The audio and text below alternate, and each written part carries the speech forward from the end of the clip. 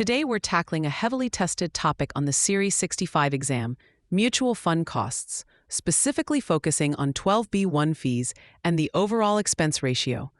The exam will expect you to understand not just what these fees are, but how they directly impact an investor's total return and influence your recommendations as an investment advisor representative.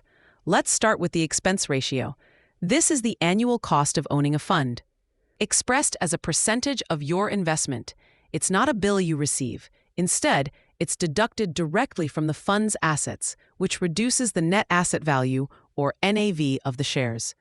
The two largest components you must know for the exam are management fees and 12b-1 fees. Management fees are paid to the investment advisor for managing the fund's portfolio.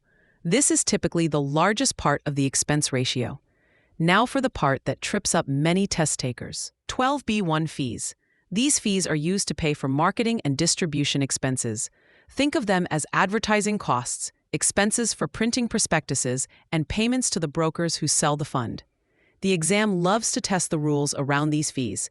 A key rule is that a fund can only call itself a no-load fund if its 12b-1 fee is 0.25% or less of its average net assets per year. A common exam trap is a question that describes a fund with a 12b-1 fee of, say, 0.50% and asks if it's a no-load fund. The answer is no, because it exceeds that 0.25% threshold. The maximum allowable 12b-1 fee is 0.75% for the distribution component and an additional 0.25% for servicing, totaling 1% annually. This brings us to the distinction between load and no-load funds. A load is a sales charge. A front-end load, Class A shares, is paid when you buy the shares, reducing the initial investment amount. A back-end load, or contingent deferred sales charge, CDSC, is paid when you sell and often decreases the longer you hold the shares, Class B shares. Level load funds, Class C shares, typically have an ongoing 12b-1 fee.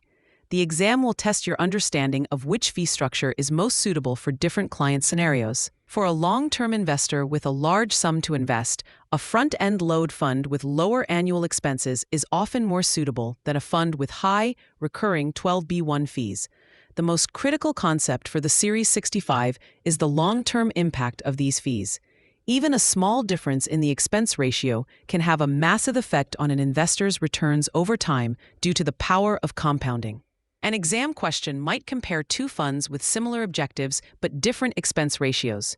For instance, Fund A has a 0.5% expense ratio, while Fund B has a 1.5% expense ratio.